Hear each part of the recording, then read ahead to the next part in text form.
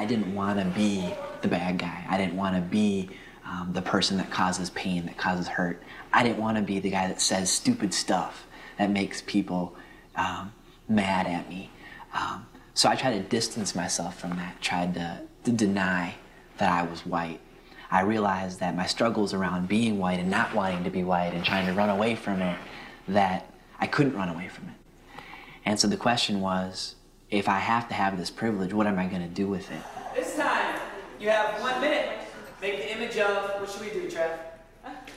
The second time, we're making the image of racial justice. Here you go, guys. 1 minute. Work together. Racial justice. Work Go. together. No talking, use movement. I kept hearing from people of color, who's going to work with white people? You know, why aren't you, you know, who's going to talk to the other white people that aren't here? Like, we need more support, right? Okay, group one, please form your image of racial justice. Everybody get in a spot where you can see them. If you need to move, go ahead. Do this now. I didn't want to do that work because that was hard for me, to be able to have to go and have this conversation with my family, right? With my friends. Like, what would happen to privilege if racial justice actually existed, and is that possible? And I don't know.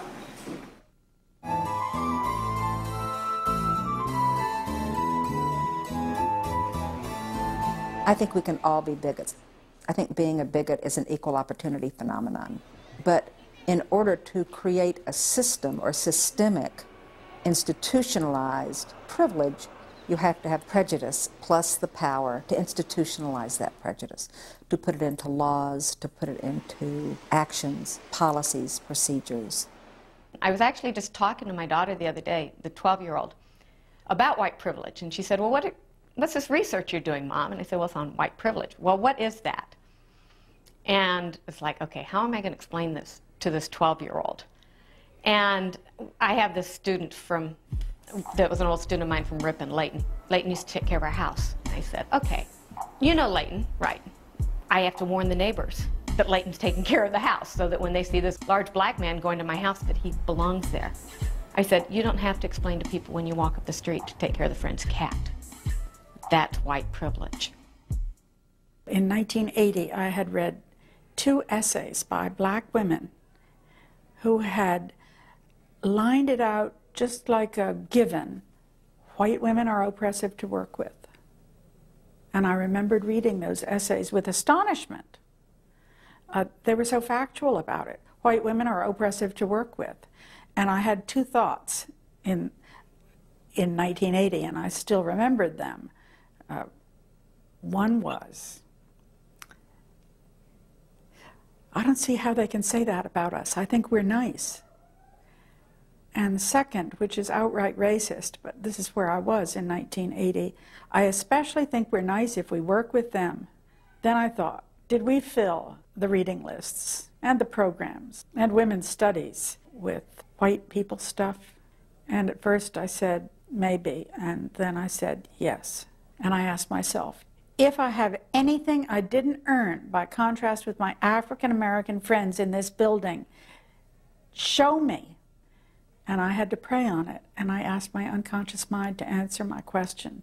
And after 3 months, 46 examples had swum up, most of them in the middle of the night. And if I didn't flick on a light and write them down, they'd be gone by morning, because I didn't want to know them. They were messing up my view of myself as a person who'd earned everything I had. The pain is about understanding how very deep racism is and how deeply, deeply embedded in our systems it is.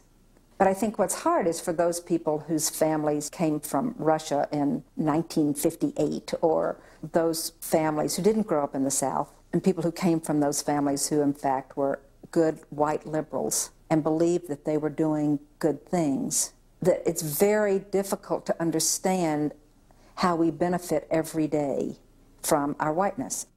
David Wellman's definition of racism, system of advantage based on race. And my students read to that point, and then they stop because they get mad. Well, I'm not racist. I keep saying that's not what it says. It says that you benefit from a system by being white. They can't look beyond to the system. When you're raised in an isolated place where you don't see people of color, therefore you're not going to see the mistreatment that is meted out to people of color. And to a white person who can just watch TV, read a newspaper, and see who's making it and who's not disproportionately, they will then draw their own conclusions and say, well, it's not racism, because I was told if you want to make it, you can. If you didn't make it, you didn't try hard enough. And I look around and I see these folks on the top and I see these folks on the bottom. It must be something about them. It becomes very logical, albeit flawed. I mean, it's wrong, but it's very logical to come to that conclusion. Another function of privilege is you don't know you have a perspective. You think you're right. You don't see it as a perspective. White folks don't see their reality around race as a perspective. They just see it as true, single-dimensional truth. Like in high school, when I was in high school, we didn't sit around our lunchroom, talking about, we're white. And I still have people who say, they're just being overly sensitive. I get frustrated with the people who, when we've talked and talked and talked about white privilege, turn around and say, well, what about black privilege? And I talk about the foot race. And a lot of them will get it when I talk about the foot race. That the goal is not to take people of color and move them in front of whites. That the goal is to put everybody on an equal starting line so that everybody has an equal opportunity to get to the finish line. That's what affirmative action is supposed to do. And then I also explain that it's been 40 years. How many years of discrimination are we trying to overturn? And you've only given it 40 years. When young white people say, and there's a litany of things, they're making a mountain out of a molehill, they're exaggerating, they're hypersensitive, they make everything about race. All of those comments are about being able to have been in this white space for all your life and never have to think about how that was a racialized space, so that when a person of color brings up racism, to most white people, particularly young white people who have no sort of historical memory of race, let alone contemporary understanding, to them it's like, well, race wasn't in the room until you brought it up, right? Race was not a problem until the black person says it, or the Latino says it, or the Asian Pacific Islander, or the indigenous person brings it up. Then race is in the room, because they've, again, never had to think of their space as racialized space, because they don't know the stories of their own parents. How did their parents get that house? It's very challenging. People get really threatened by the notion that they have a privilege, because I think, it makes them feel guilty. And they want to feel good. They want to feel, I'm a good person. I'm a good person. Why are you saying this about me? America is the greatest place to live. No, don't misunderstand me. Look, I'm a good person. I'm not a racist. No, don't My misunderstand family had me. nothing. No, My family had nothing. Don't misunderstand My me. grandfather came to this country without a shirt on his back. My family worked hard. At this white privilege conference in Iowa last year, there was a conversation I had with a young man, and the workshop was on reparations.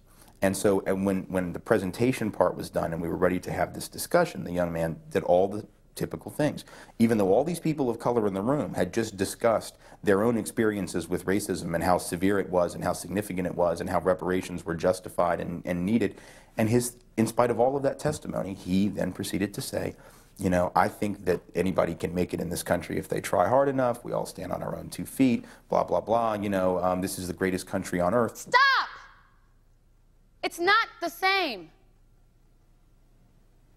He doesn't have a clue. And he's been led to believe this, and his life is this way. I mean, in his world, you work hard, you do get ahead for the most part, because that's the world he's in. He's not dealing with the class barriers. He's not dealing with the race barriers. So at the end of his soliloquy about how, racism isn't really all that bad, I just simply looked at him. I asked him to look around the room at the faces of people of color who had just expressed to him what their truth was. And I simply asked him, what do you think it would mean if these people in the room know their reality better than you know their reality? These 5 white guys are sitting in the back at a table and arms crossed and obviously resistant. This is a 2-day workshop. And don't engage, read newspapers, do everything they can to tell you we don't want to be here and really we're not here.